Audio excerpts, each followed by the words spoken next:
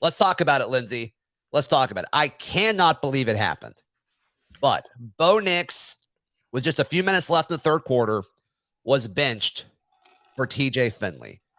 And I'm shocked that it happened. I think it was needed. The response from the team and response from fans in attendance at Jordan Hare Stadium, there needed to be a shift of energy, and they did that.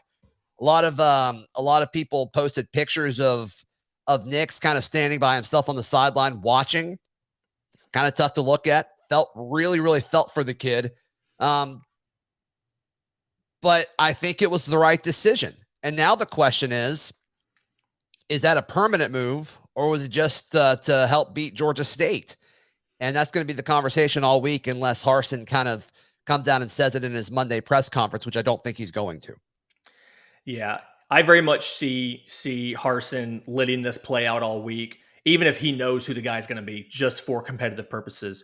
But I expected it at some point in time. I didn't think it would happen in Game 4 of the season. That seemed rather early to me. And Harsin talked about it in postgame. He said, we played all the running backs.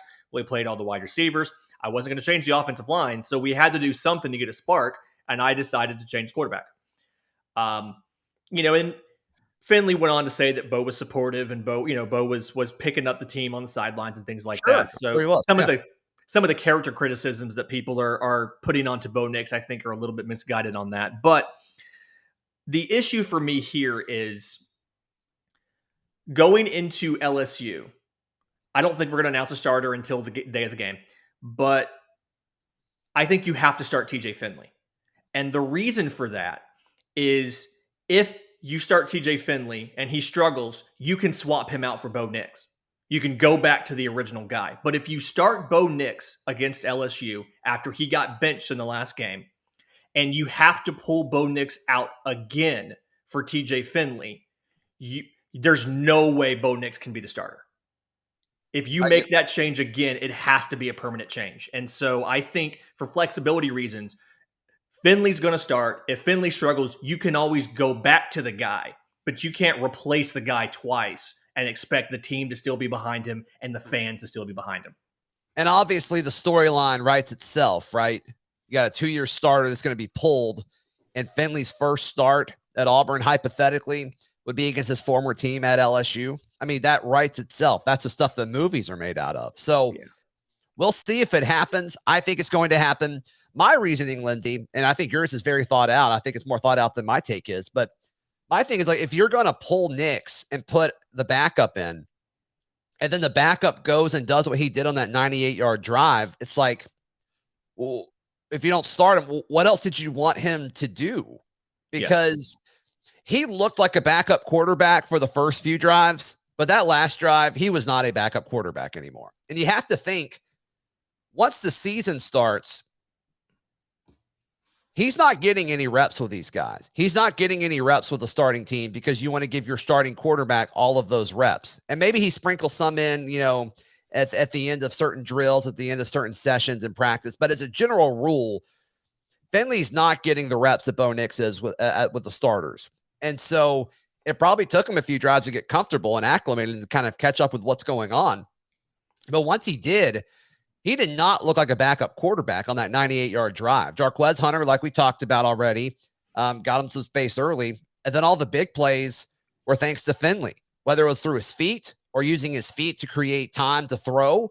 And then, he put a dart to John Samuel Shanker. And while that reception was a little controversial, it was reviewed and called in Auburn's favor.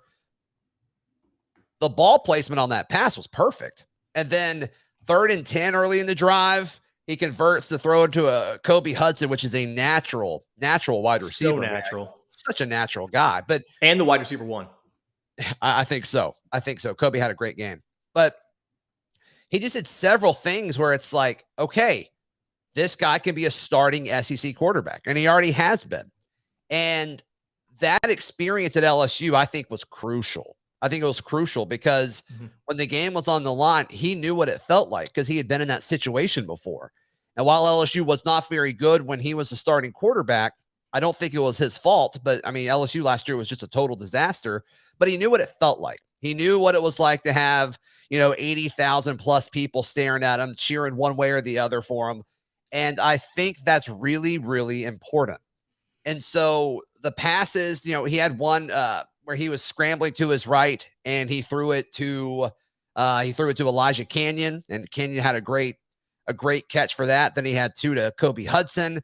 And he had that Kobe Hudson fade on the outside. And I think both of those guys probably wish that they had that pass back, because I think he put a little bit too much on it, but I still think Kobe could have caught it. But sure. On that, if TJ Finley's the starter and getting starting reps in practice, they complete that pass. That was one of those situations where TJ Finley hasn't been throwing to Kobe Hudson a lot because TJ's on the second team and Kobe's on the first. That's a pass that you see is completed if TJ's the starter in practice all week. Yeah, and that's the kind of route where you're throwing to a spot, right? Not a person. You're throwing into a specific spot. And so, yeah, I 100% agree with you there. And so, all in all, and then obviously the game-winning touchdown pass to Shedrick Jackson.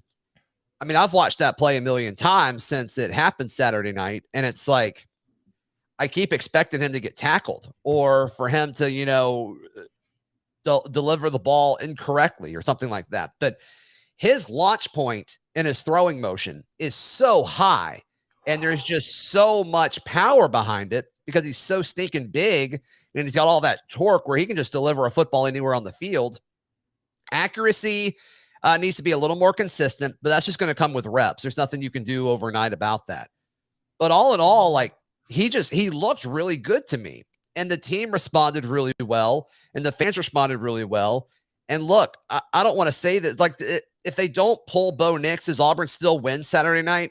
Maybe. I don't know. It's impossible to know. But, man, Auburn did everything it possibly could to lose that game Saturday. And then that 98-yard drive by TJ Finley, it was beautiful. It was a beautiful drive with a bunch of really, really key moments where it's third and long, and all the pressure in the world is on this kid that just came in, with 3 minutes left in the third, and he found a way to win.